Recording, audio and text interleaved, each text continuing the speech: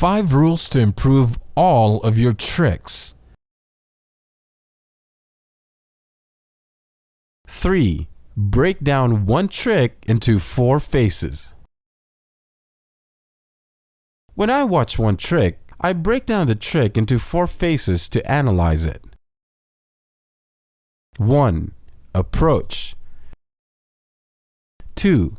Takeoff. 3. In the air on the jibbing item. 4. Landing.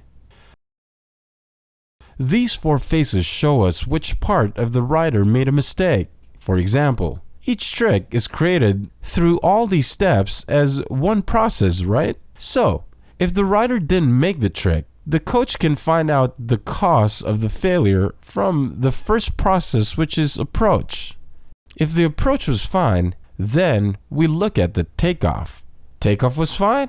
Okay, now we look into main performance in the air or on the jibbing items. If the rider couldn't draw a proper line in the approach phase, the rider will mess up taking off. So they will mess up in the air or on the jibbing item. So I believe you now understand working on basic skills for approach has the #1 priority and skills for taking off as second and skills for main performance is third in priority to gain solid basic skills. Okay, let's look into each of these phases a little intently. 1. Approach. As you know, it's from the start to taking off.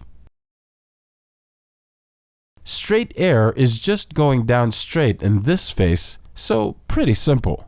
But approaching for a spin, you need to turn to get a solid base before takeoff, while your weight is on the edge. So riders, but not racers, want solid turning skills in free riding. So you should have a stable balance and turning skills on bumps, in the trees, carving, and ungroomed terrain. If you're good at carving turns, you are good at approaching to the park item as well. Also, you can try approaching the jump with narrower turns anytime you feel improvement, so your body axis won't move too much right to left, so you will get better stability for taking off. When you approach the jump, the slope is going downhill, but the jump will lift you up, so it's pointing uphill. This angle change will trick your timing and balance as well.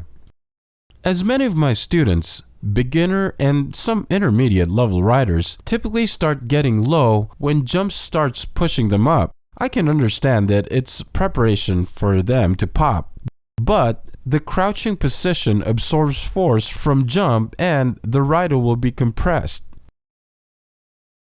So, to prevent this problem and to keep balance against this force, riders should stand tall as they plant their legs on the ground. Then, riders can also jump higher by resisting the force from the jump. If you can jump this way, you don't need to pop very much. But the jump doesn't have much lip to bring you up, then you can add pop to jump.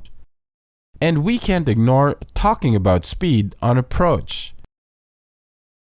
It's not always easy to know because snow conditions, weather, temperature, wax, and so on. Here are some tips to help you find your speed on approach.